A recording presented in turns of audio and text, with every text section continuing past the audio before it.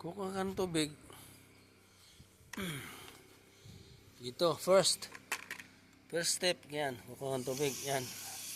Tapos, dalhin mo doon sa kotse. Yan ang aking trabaho ngayon. Change work, change country. Ako ngayon. Dati ako, lady boy ako ngayon. Dati, Davao boy. Tapos ngayon, Milan boy, Italy boy. Ngayon, Australian boy na naman ako ngayon. Kita ko sa iyo ang kapaligiran. Ayan. Ito ay lagayan ng sulat. Ang address ay Unit 6/50 Sutor Drive, hindi Western Union ha, Western Australia.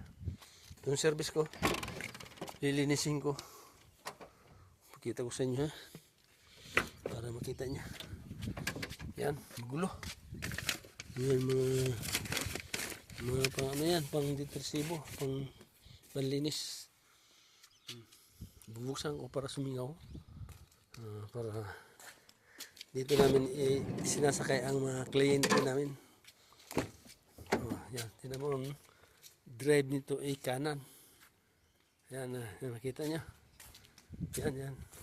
It's a home nursing service. Yan ang dinadrive ko yun. Sa mga kliyent na gustong magpa-service. Nakita nyo? Okay. Naglilinis ako ngayon. Ito ang bahay ng sister ko. Simple lang, 2 stories. Yan ang garage.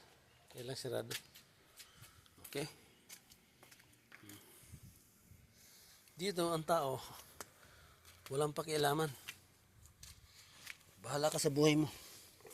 Basta wala ka lang ginagawa na masama. Lalagyan natin ng sabong konti para mawala ang kanyang yung kalawang. Yan. Okay. Tapos punasan mo. Ha? So, Australian hat. Australian hat. Ano? Wow, Australian hat. kita nyo? Oh, may ano pa. Hindi pala kuha. Ayan.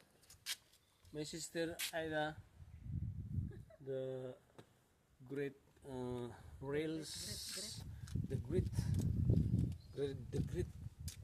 of all the great. Parang Great Britain ba? Binuksan mo lahat. Pasingaw yan. Wala ang amoy. Ang amoy na bago. Bago ito eh. Tapos sasawsaw mo. Yan. Ganyan ang paglinis. Okay. Bumili ako ng t-shirt. Bago, pang linis lang pala. Dito sa araw para makita ang ngala-ngala.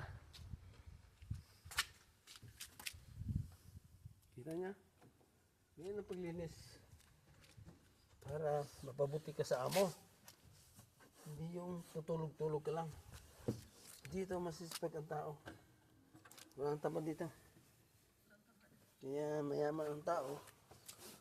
Dahil sisipag. Okay?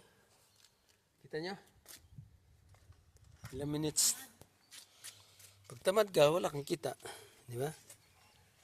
Okay. Mahaba na. Kita niyo, love. Thank you for watching.